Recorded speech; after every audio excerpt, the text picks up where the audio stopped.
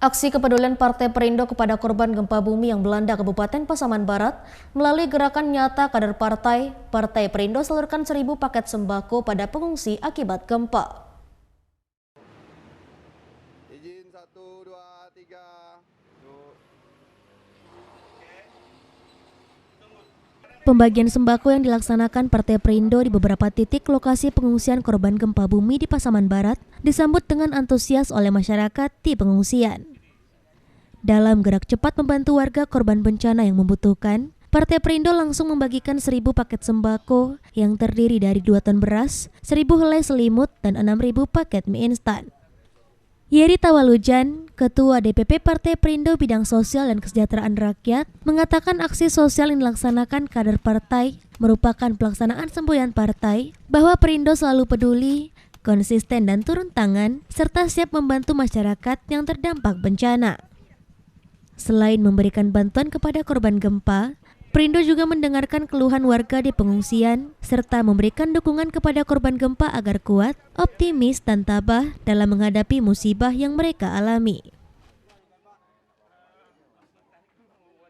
Partai Perindo selalu hadir di mana ada kebutuhan, di mana ada bencana, itu langsung kami hadir.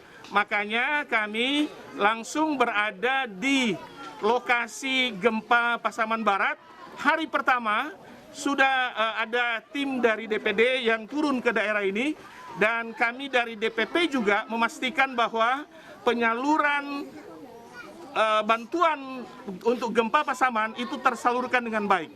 Hari ini kami membawa 1.000 paket. 1.000 paket yang terdiri dari beras 1 ton lebih, hampir 2 ton, lalu ada selimut dan mie instan untuk sekitar 1.000 keluarga. Delva Yeni, salah satu korban gempa, mengucapkan terima kasih pada Partai Perindo yang telah langsung menyerahkan bantuan ke lokasi pengungsian dan juga bermohon untuk bantuan perbaikan rumah karena masyarakat sangat membutuhkan rumah dalam menghadapi bulan Ramadan nantinya.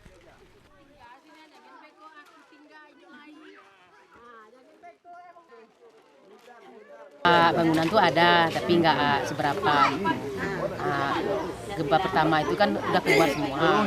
Itu jadi kita masih di halaman ini datang lagi di gempa kedua yang lebih deras. Gitu. Itu yang meruntuhkan bangunan itu semua. Depan kami Pak bermohon ya ginilah kayaknya rumah kita nih mau bantuan lah gitu.